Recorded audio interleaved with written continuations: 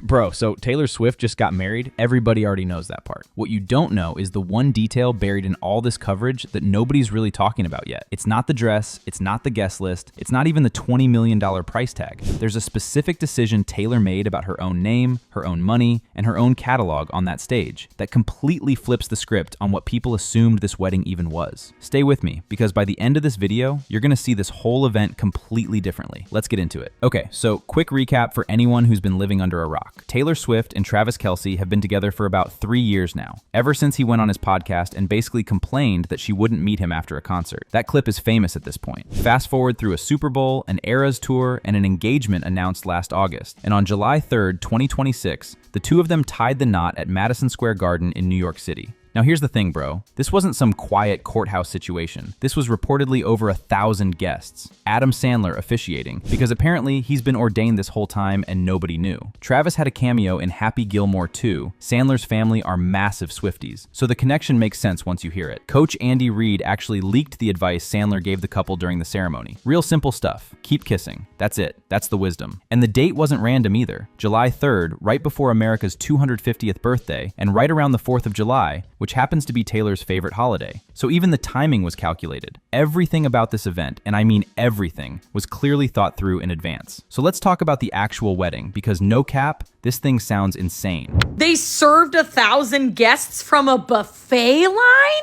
First, we hear that they were raffling off luxury purses and like watches and shit at this wedding. You know what? No, this isn't even a wedding. This is a conference. And now we hear that there weren't enough seats for everybody. No, of course not, because they invited 1,000 people to this damn thing and then they served them in a buffet.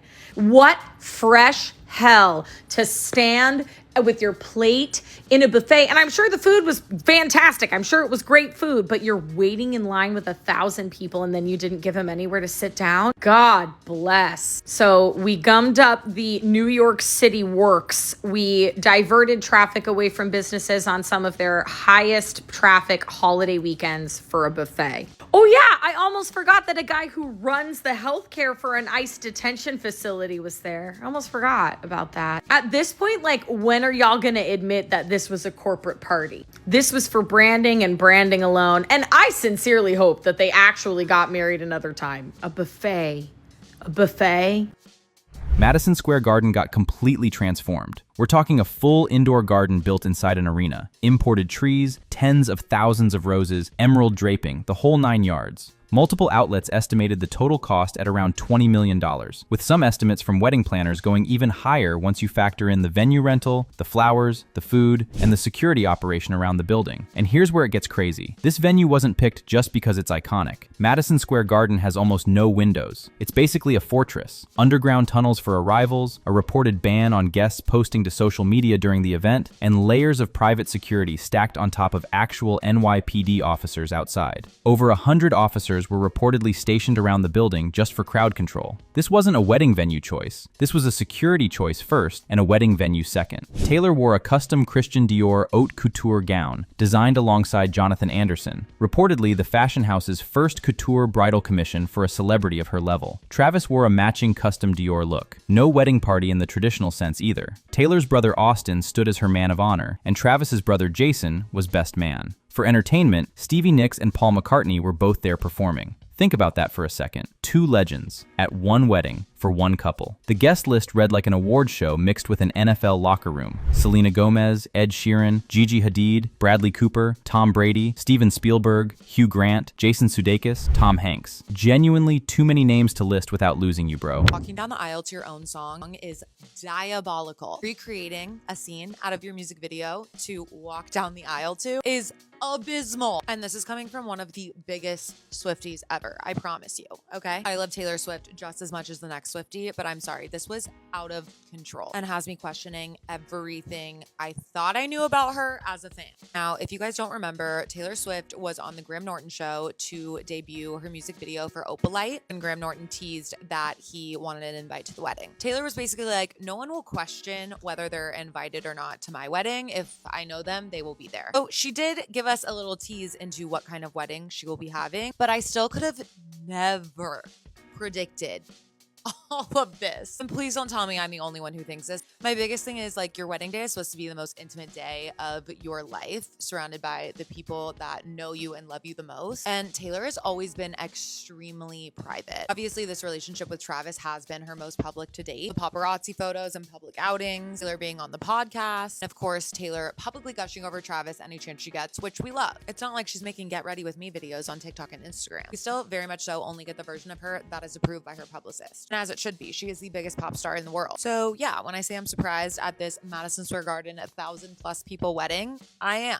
And unfortunately, I think it comes down to one thing. I'm gonna get so much hate for this, but I'm nothing if not honest. Travis Kelce, while he's so sweet, adorable, talented, athletic, extremely attractive, he's kind of tacky. And I fear he has made our beloved Taylor Swift a little tacky too. Now, obviously, the internet had thoughts. A lot of people online called the whole thing excessive, some going as far as calling it tacky, especially once photos and details started leaking, despite what were reportedly individually watermarked invitations meant to track down anyone who leaked them. Didn't work, clearly, because here we are talking about candy stations and cocktail menus. There was also a running joke among people who claimed to have actually been there that most of the 1,000 guests barely knew the couple personally. Rich, famous, and happy to show up, basically. Take that one with a grain of salt, though, because it's coming from secondhand accounts, not anything confirmed directly by Taylor or Travis's team. But here's the take that actually matters, and it comes from a Forbes piece that dropped right after the wedding, and it reframes this entire event in a way most of the tabloid coverage completely missed. Okay, wait for it, because here's the part I promised you. Forbes writer Gemma Allen called this wedding a $20 million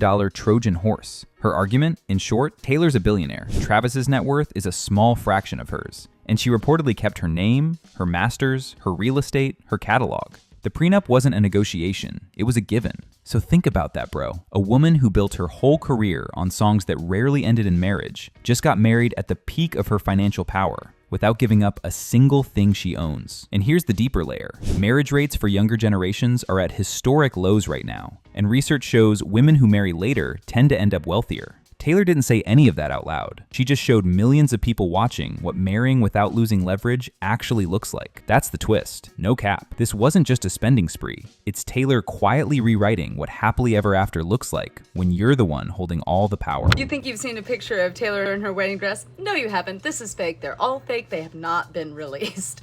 If I had to guess, they're bargaining in the back rooms right now for exclusive right to those photos, and as soon as a bargain is reached, we will see them. Now, let's move on to things that are true and verifiable. Yes, Stevie Nicks performed. Yes, Paul McCartney played I Wanna Hold Your Hand at the reception, which is the first time he's played it publicly since 1962. Yes, both Travis and Taylor were dressed by Dior. Yes, Taylor's shoes came from Christian Dior. And yes, they did ruffle off this 1970 Chevrolet Chevelle with the Just TT married plates, which we all know is the same make and model as the getaway car from Taylor's very first Chiefs game. Although we don't know who won it yet, apparently guests would win tickets from playing various games at the reception, and they gave away a series of prizes, including luxury handbags and, of course, this Chevelle. Guests claimed the vows were about 20 minutes, and Taylor sang a little bit in hers. And while he was officiating, Adam Sandler also apparently wrote a song just for the couple. I've heard some other rumors, but I'm still fact-checking them, so that's all I have for right now. So here's where I land on this, bro. Yes, the $20 million number is wild. Yes, the guest list is absurd. Yes, the flowers alone probably cost more than most people's houses. But if you zoom out past the spectacle, this wedding wasn't really about excess for the sake of excess. It was Taylor Swift, at the height of her power, choosing a partner, choosing a fortress of a venue, and choosing to keep every single thing she built on her own terms. Is that inspiring? Or is that just really, really good brand management? Honestly, no cap, it's probably both. Let me know what you think in the comments. Was this the ultimate power move, or just the most expensive party of the year? Either way, drop a follow if you want more breakdowns like this the second new details leak. Because trust me, with a guest list this big, there's more coming. I'll see you in the next one. Anyway, this concludes today's video. Be sure to subscribe to LoafTube for future celebrity videos, and turn on that post notification bell so you don't miss out on any future uploads. Until then, see you in the next one.